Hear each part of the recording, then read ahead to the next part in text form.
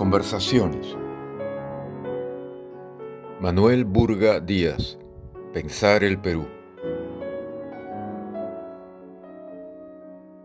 En general, aquello lo que se puede llamar corrupción se vincula con actitudes duramente neoliberales o con el espacio empresarial o individualista. Pero también la corrupción está vinculada con ciertos criterios que no solo son compartidos por grandes empresarios o por élites, sino que se extiende a toda la población. Y me da la impresión de que tirios y troyanos comparten esa actitud de benevolencia con respecto a, o de pretensión de legitimidad con respecto a ese administrar lo público como si fuera privado. Y no solo digo privado, sino colectivo, pero limitado a la propia familia, ¿no? Un término interesante en ciencias sociales es familismo, por ejemplo, ¿no? Y hay la eterna polémica solo para hablar en abstracto, no respecto a cómo encarnan estas tendencias, liberalismo, colectivismo. Se puede entender que, no sé, el liberalismo puede concretar en formas abominables y que el colectivismo también pueda concretar en formas abominables.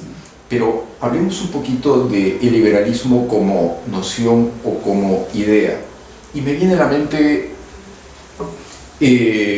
Mario Vargas Llosa y su brutal propuesta del movimiento Libertad, que remeció al supuesto liberalismo o ideología de centro en el Perú, como fueron los partidos de Acción Popular y PPC.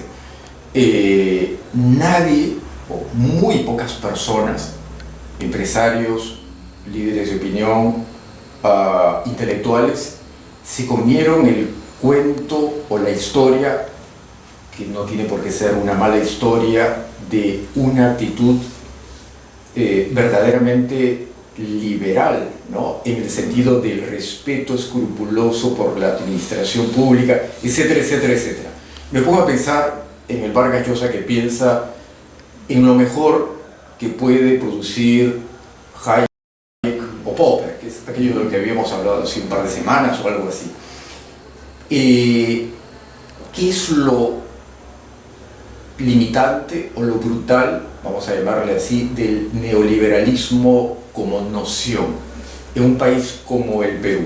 Porque no entiendo que el liberalismo sea, o neoliberalismo sea, exclusivismo, apropiación, explotación y nada más, ¿verdad? Hay como que una prenoción, vamos a llamarla así, prepolítica, que postula algo finalmente bueno y que combate aquello que podría llamarse tribalismo. ¿Por qué la intelectualidad en general en el Perú ha abominado del liberalismo y se ha acercado más a formas marxistas de populismo y colectivismo? Hay un tema ahí, ¿no? Sí, cierto. Yo creo que el Perú es parte de la historia universal, ¿no es cierto? De la historia de Occidente, fundamentalmente. No universal, pero sí de Occidente en el siglo XIX y de la historia universal en el siglo XX. Y en el siglo XIX, lo que el Perú hizo al fundar la República Peruana, como toda la República Latinoamericana, es alinearse en el nacimiento de las repúblicas democráticas, igualitarias, solidarias y libres que se instalan con la Revolución Francesa. Es decir, el Perú se va hacia modelos para los cuales social ni económicamente estaban en condiciones de desarrollar, de soportar. Porque los elementos fundamentales del liberalismo revolucionario, estamos hablando del liberalismo que hizo la Revolución Francesa y del liberalismo de Bolívar y San Martín que hizo la independencia de los países latinoamericanos. Es decir, el liberalismo que buscaba la igualdad ante la ley, la solidaridad de todos los peruanos, de todos los componentes de una nación y la libertad. Es decir, tres elementos fundamentales de la Revolución Francesa. Y eso, digamos, esos elementos Libertad, igualdad y solidaridad constituían los elementos base para la construcción de un sujeto social nuevo, el ciudadano. Eso es extraordinario, ¿eh? Pasar de los súbditos del viejo régimen europeo, desaparecer la categoría de súbdito y decir de ahora en adelante todos se llaman ciudadanos. Y aquí, con el lenguaje de los libertadores, decían de ahora en adelante todos son peruanos, para indicar de que son ciudadanos, con los mismos derechos y con las mismas obligaciones.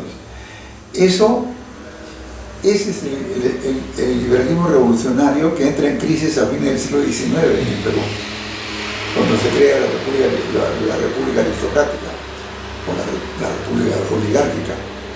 Entonces, ¿hasta cuándo dura el régimen liberal? En su versión revolucionaria del siglo XVIII, de fin del siglo XVIII.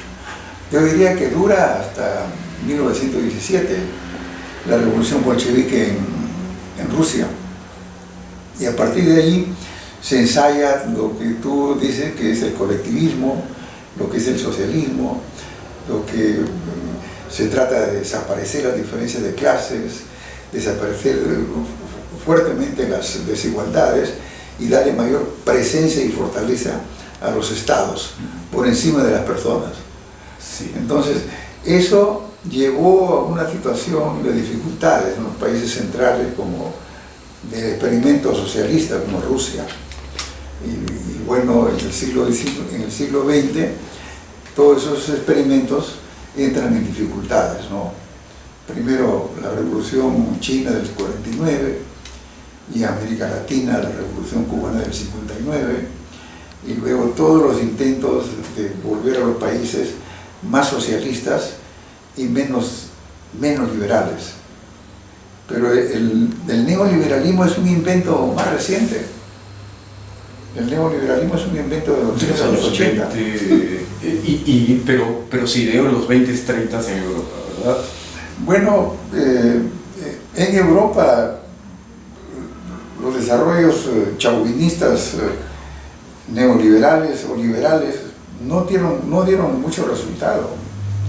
El fascismo alemán, el fascismo italiano, el fascismo español no dieron resultado, han desaparecido. Y lo que ahora tiene resultado en Europa es el experimento de Finlandia, el experimento de Suecia, el experimento de Holanda, el experimento francés de la socialdemocracia. Y eso parecería ser el realismo de poner por delante el bien común y dejar de lado esa opción neoliberal, ¿no? Extractivista, que ha puesto en peligro a la humanidad a través del cambio climático. Bueno, son temas muy complejos, sí, pero sí. Lo que yo pienso es que el neoliberalismo ahora está en un momento crítico. Casi ninguno defiende la omnipotencia de la propiedad privada y de la empresa privada y el debilitamiento del Estado. Aquí en el Perú se llevó al colmo durante el gobierno de Fujimori en los años 90 de vender todas las empresas públicas y dejarlo al Estado casi como administrador de los impuestos, ¿no? En cambio ahora yo creo hay países europeos que están dando los pasos siguientes, como por ejemplo Francia, el país que más conozco, ¿no? Donde las empresas eléctricas ya son un bien público, donde el servicio de transporte por ferrocarril, el transporte marítimo, el transporte aéreo, casi es del Estado. Es decir, de la presencia del Estado de nuevo como promotor del bien público está volviendo. Bueno, yo supongo que esos ejemplos de Europa, de la socialdemocracia, que aquí en el caso peruano el único que utiliza esa palabra es el premier Torres, ¿no? Que dice, no sé si él conoce bien el tema, pero la socialdemocracia es una forma de gobierno donde prima el bien común, el fortalecimiento del Estado, para ofrecer oportunidades similares a todos los ciudadanos. Entonces, yo tengo esa impresión que, así como entre el año 45 y el año 59 había como la obligación de estar a la hora, de poner los relojes en la hora. Y me acuerdo del amigo argentino de Córdoba, que escribió un libro que se llamaba Cuba, la hora de América. Había que poner los relojes a la hora de América, ¿no? Ahora, ¿qué países están dando la hora en Latinoamérica? Más difícil de decirlo, ¿no? Pero hay algunos países que están destacando y ya no hay nadie que se atreva a decir Brasil o Chile o Argentina la hora de América. Como que hay el reconocimiento de las diversidades nacionales, ¿no? Y de que cada país está construyendo su propio desarrollo. Una palabra que se podría destacar de lo que usted acaba de decir es el ciudadano. Pero me temo que ciertas tendencias, no de discurso, sino de la realidad, de la práctica, del espacio político que ejecutan quienes tienen el poder, quienes tienen más poder y quienes tienen menos poder, no apuntan a entender que cada hombre y cada mujer es un sujeto digno de ser absolutamente respetado y que cada uno de ellos es igual, sino que me da la impresión de que la tendencia es a colectivismos segmentados por región o por familia o por partido político o por grupo étnico, etcétera, etcétera. Y cómo articular el bien común, que es esta noción, vamos a llamarla así, europea, concretada en el ciudadano con cierto colectivismo en el buen sentido. Porque si vemos el Perú, cada partido político representa los intereses de segmentos de poder regionales o locales o incluso familiares, y llegando al colmo de que tales y cuales partidos políticos son propiedad de una persona o de un grupo familiar y tiene sus obsecuentes, etcétera, etcétera, provenientes del mismo pueblo, de la misma región o de la misma provincia o del mismo distrito. ¿Cómo hacer que los ciudadanos peruanos, que creo que solo es una ficción, puedan creer que respetarse a sí mismo tiene la misma legitimidad que respetar al prójimo o al ajeno? ¿Cuál sería el mecanismo? Me imagino que es una pregunta realmente difícil de contestar. Una pregunta difícil, pero que Benedict Anderson, que es autor de Comunidades Imaginadas, trató de responder, ¿no? Y él sostuvo que las naciones son naciones en la medida en que cada uno de los ciudadanos mira al otro como igual. Y creo que ese es un detalle muy importante, de pensar, cuando uno está en provincias, de pensar al prójimo como igual. No es una cosa muy difícil. Compartimos un territorio, compartimos un estado, las regiones, y entonces somos parte de un proyecto colectivo. Y lo que tenemos que desarrollar es ese sentido de la solidaridad. Yo diría la fraternidad entre los peruanos, ¿no? De sentirnos iguales. Por más que los cusqueños sean más cusqueños, y los puneños más puneños, y los arequipeños más arequipeños, lo que debe primar es que la fraternidad de todos ellos sea igual como el resto de los integrantes del país. Es un secreto, me parece. Yo diría de que ¿por qué el servicio militar es obligatorio en los países europeos? ¿Por qué era obligatorio? ¿Y por qué murieron millones de millones en las trincheras y en las guerras, por defender a las patrias. ¿Te das cuenta? Aquí nunca ha sido obligatorio el servicio militar. Aquí el servicio militar lo han cumplido los indígenas, los rurales y algunos de Lima que voluntariamente querían servir en el ejército. Pero no era algo que digas tú, voy a defender este país, ¿no? Que en algún momento sí se produjo, ¿no? Esta suerte de emoción por cuidar el país, ¿no? Como cuando se produjo lo de Leticia, en el año 33, en la frontera con Colombia, ¿no? Hubo una gran manifestación de 70.000 movilizables que querían movilizarse de nuevo para defender la frontera. Ahora los licenciados, se llaman así licenciados, ¿no? Sí. Y quieren no defender la frontera, sino cambiar el país. Hemos cambiado, pero en el fondo me parece que desarrollar el amor por el país es una de las cosas bien importantes, ¿no?